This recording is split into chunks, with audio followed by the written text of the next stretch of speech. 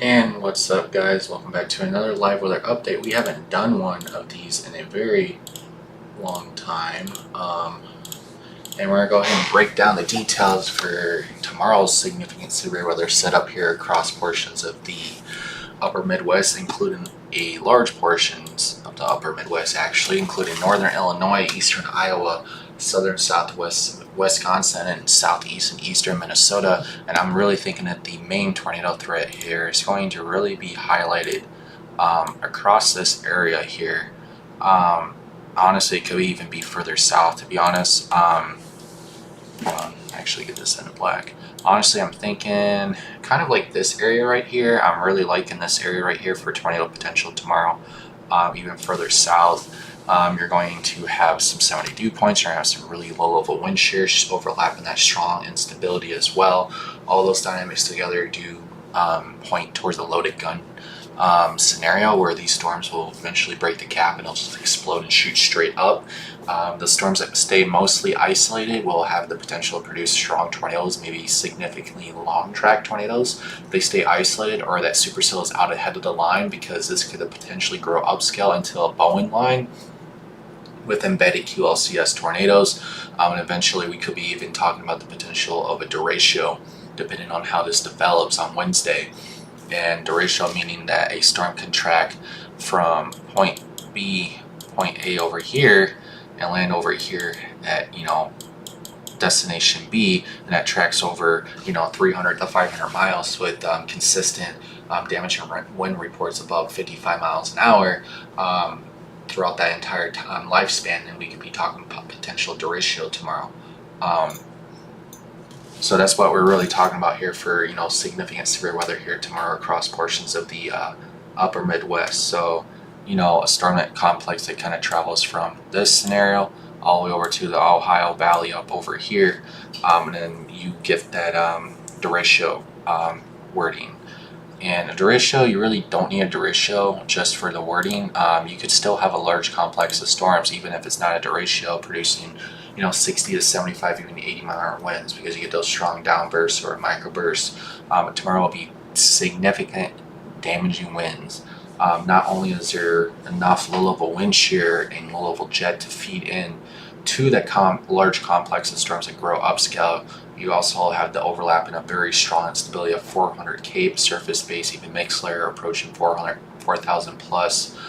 You have 70 dew points, 70 plus dew points pulling in and surging north. It's already been in this environment for the last few days. It's been 70 dew points across portions of Illinois, and the cornfield areas across Iowa into southern Wisconsin has been humid and hot for the last several days across this area. The atmosphere is just primed for severe weather tomorrow, and once you get the overlap of the strong jet stream with the instability and moisture, and then you get that large complex of storms that do develop. So let's go ahead and look at some of the forecast models here. Let's see here.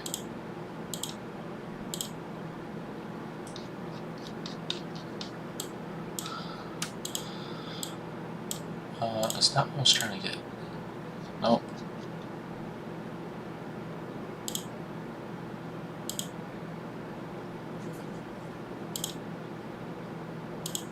Nope, that's not what I was trying to do either. There we go. Okay, so there, just trying to figure it out. So we're gonna go here and check out the forecast models here, and we're gonna go over to the actual 500 millibar jet. We're on the RAP model, I believe. So we're gonna go all the way up to 21Z, or 01Z might reach out to our forecast hour that we need to. So this is tomorrow at 5 p.m. and this is on the RAP model here. I might not reach out all the way as we need it to, but you can see that 500 millibar wave here coming out here towards central Iowa here, and that's approaching around 5 p.m. right there. And it doesn't go all the way out further, and we need to go out one more hour. I don't think the next hour is ready though. Is it? No, still. Alright, so let's go look at the, let's go to 21Z here.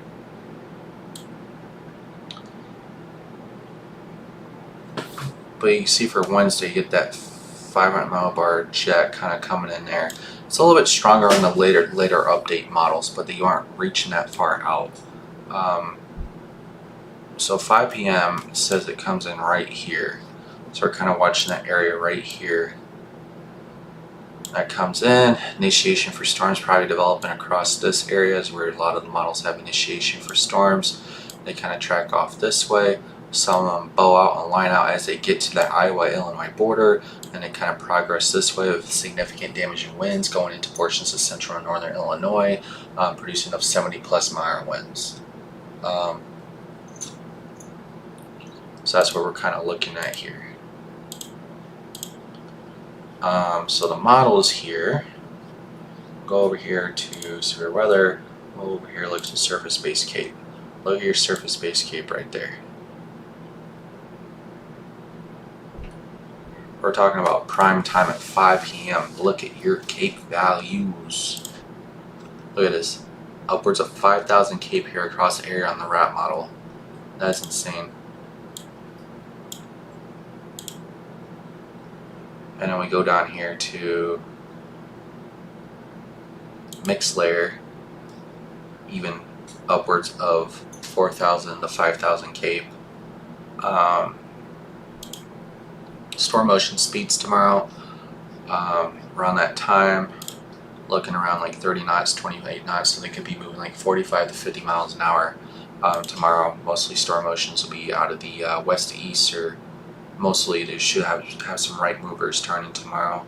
Here's 0 to 3 kilometer there, looking around 200 to 300 in some areas. Your tornado perimeters here peaking going into 5 or 6 p.m. Across this area on the RAP model. Here's some lightning being picked up on the RAP model as well. And you can see how it kind of bows out right there. It's because the complex gets started and eventually it bows out. So the longer the storms are isolated tomorrow across the area, longer the tornado potential is going to be there. What I really want to look at here is your heat index tomorrow. Look at your heat index in some areas tomorrow, reaching over at 100 degrees in some areas tomorrow.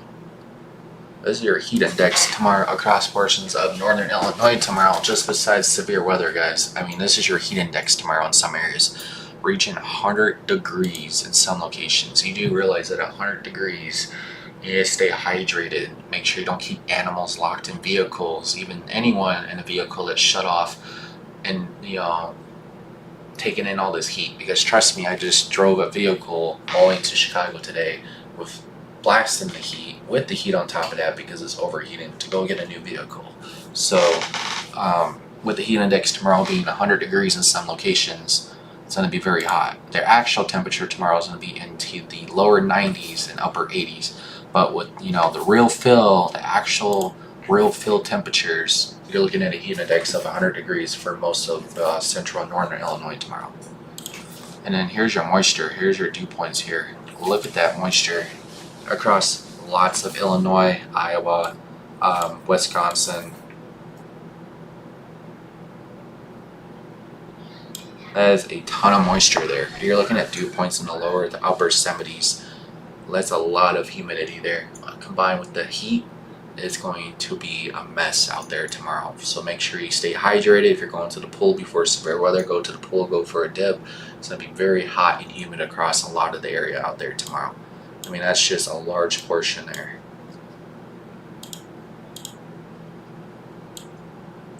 And that humidity stays around, and then we go into Thursdays. Thursday's even a bigger risk for tornadoes and significant severe weather. We're not even talking about Thursday yet. We're just focusing on Wednesday right now.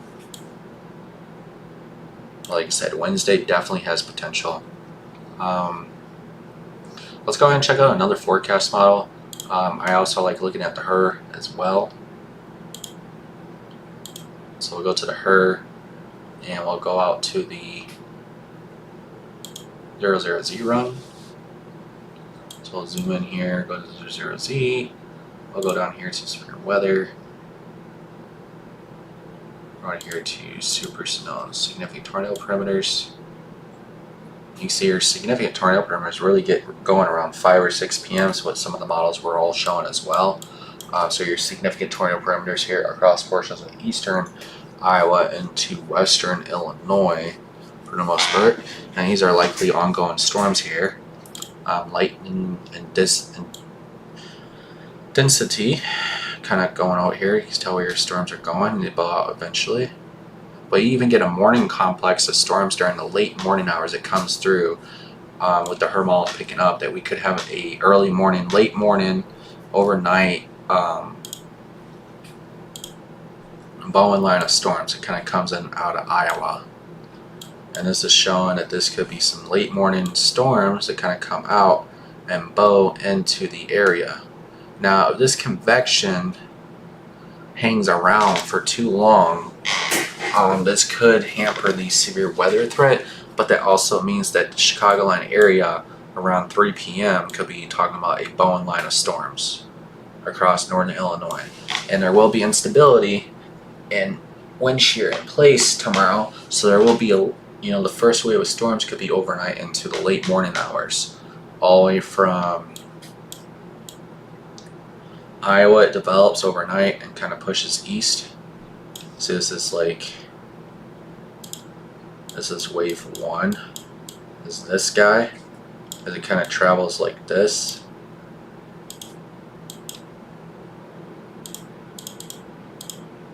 You guys can't see that. So this is like the first wave. One, it kind of comes out of Iowa overnight. This wave kind of comes in across this area. Now it's just one forecast model predicting this, because the Hermal has done this many times where it shows that this kind of comes in like this and does this, and the next day something different.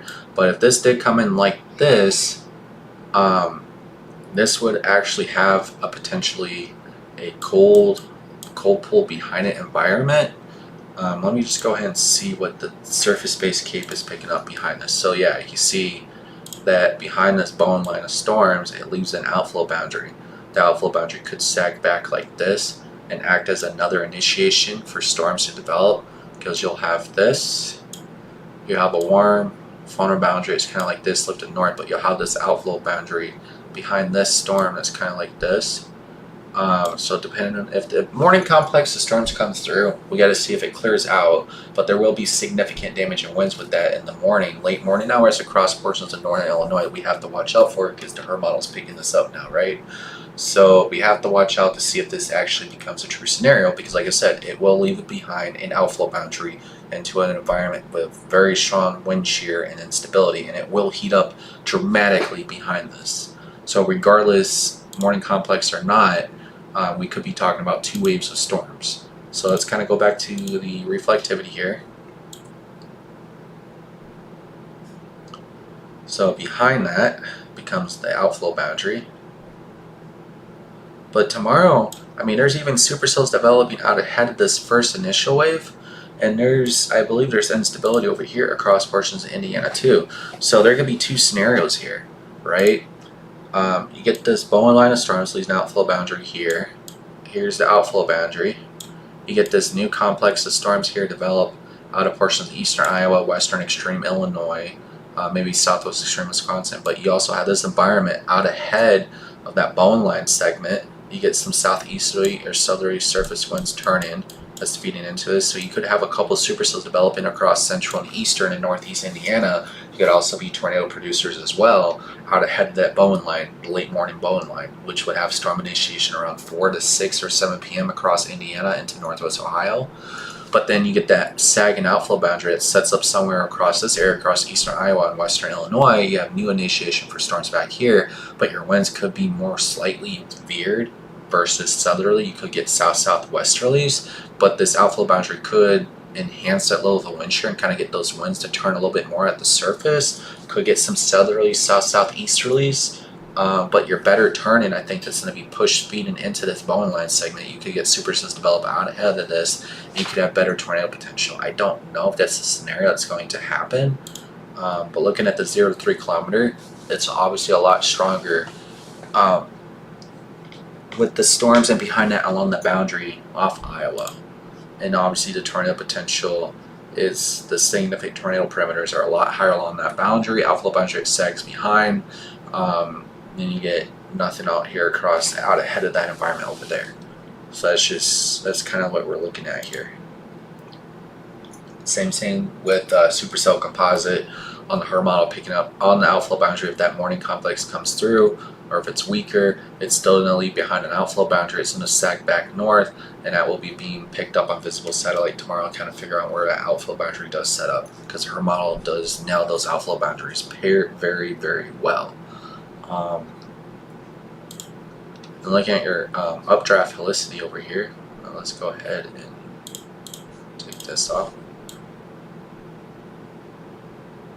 Here's your updraft helicity tracks here across the area. Looking fairly decent for some rotating updrafts.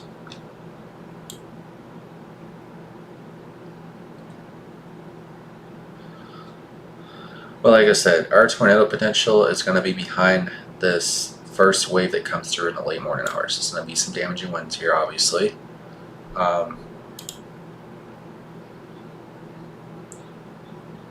Here, surface wind gusts associated with these storms. Looking at maybe up to 50, 60 plus mile hour winds with this bowing line of storms coming through in the late morning hours, kind of develop there and kind of pushes off to the east. So there's definitely some strong winds there associated with this Bowen line complex. If it does happen tomorrow late morning hours, kind of look between 8 a.m. around the Iowa-Illinois border, and then reaching Chicagoland area around maybe 12 to 1 p.m.-ish will be the overnight storms that wake its way over here. But if the HER model on the future HER runs that it comes in weaker, and we see in the morning that it's dissipated and it's not as strong with the 00Z HER model initiated, then we could be talking about a more localized higher tornado event, because the atmosphere has more time to recover, don't have to worry about clearing, and all this other stuff. So, like I said, regardless, you're going to have that morning convection there pushing through. Let's go ahead and look at your composite. And then we go over here and we talk about the main wave of storms. So you're going to have some supercell thunderstorms here developing, and then in this environment, you're talking about, significant tornado parameters. This is 7 p.m. Here's pulling a sounding right here in that environment ahead of those supercells, and that is some south-southwesterly winds are a lot stronger at your 900 millibars, but your surface wind is a little bit weaker. So it could pull some tornado potential there, but that southwesterly surface wind at 900 is a lot stronger than your surface wind, so it might, I don't know. It's a lot to look about.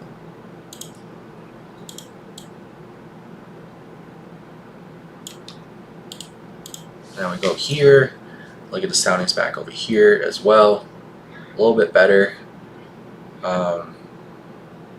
Sun negative 13, your LCL height's around 333 meters.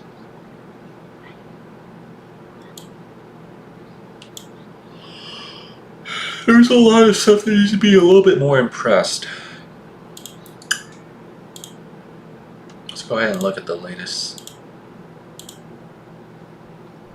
The latest run that goes all the way out to 2 p.m.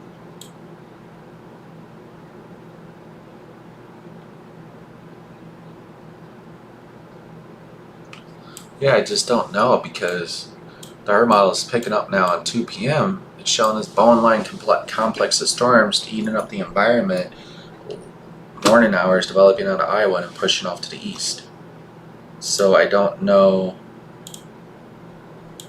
You got your 700 millibar winds, you got your 850 there, you got your 925 there. So obviously everything's there for tornado potential, but you have significant damage and wind potential too. I mean, your surface gusts on this coming in is pretty strong going into southwest and southern Wisconsin into central and western Illinois. So we could be talking about a long-term wind event across portions of central northern Illinois into southern Wisconsin. If this complex of storms moves through late morning hours into early afternoon, and we'll still have this second round behind that across central eastern Iowa.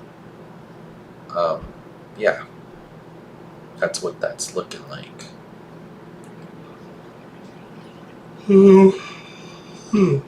Interesting.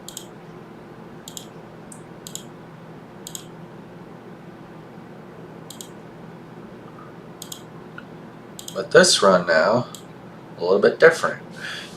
Showing it cut off at the bottom versus this run. See difference? It's already shrinking. Go from this run, the previous run, to this run on the HER model. So that means that this is weakened. But if we go ahead and look at your cape,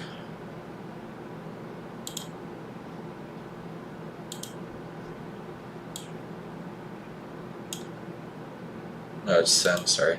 Here's your cape. Now you can tell where that outflow boundary is. So here's your outflow ones coming out there, but outflow boundary swings back around like this, something like that.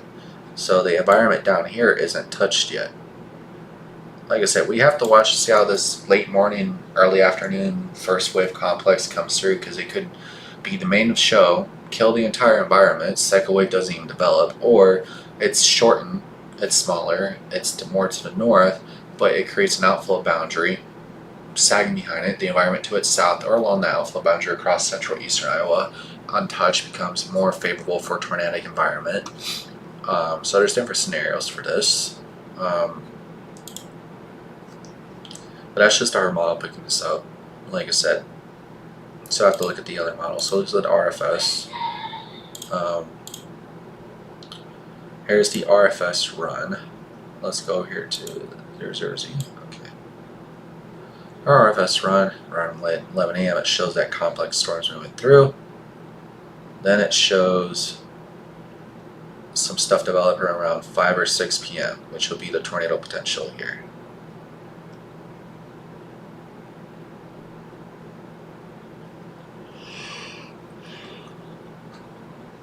I don't know if the environment will recover though. It says it does. It says the environment behind the initial wave here, Cape comes up explosively developing with these storms that develop around Dubuque, eastern Iowa, northwest Illinois, become explosive. Tornado parameters underneath these guys are pretty good.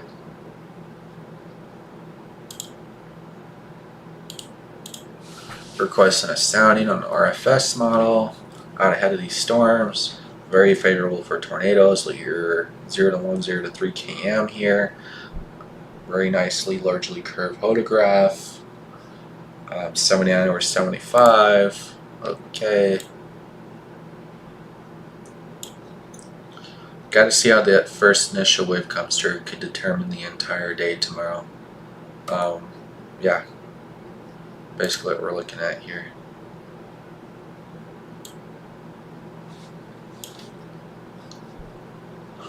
I'll be watching 2 areas tomorrow behind the wave. Northeast and eastern Iowa into northern northwest Illinois, or northeast Missouri into western Illinois, or eastern southeast Iowa.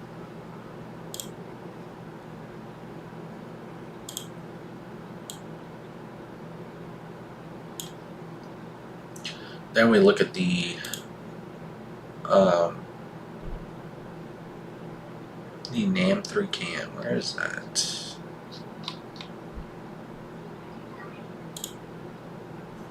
There's the NAM-NES. So there we go. We look at the NAM-NES now, and we go to precipitation down here now. So the NAM-NES has that initial wave like the HER model coming through. Then it shows nothing behind that because it's bust. So the NAM is showing the main wave of Bowen line of storms and potential tornadoes, QLCS. So it's against the HER and the RFS. So at this point, not really much of a forecast. Got to wait and determine, see how the morning mesoanalysis comes up. I'll be up at like 5 or 6 a.m. looking at stuff, seeing how this stuff's going to develop. Go from there and stay tuned for later updates. And I'll be out there chasing tomorrow. Stay tuned.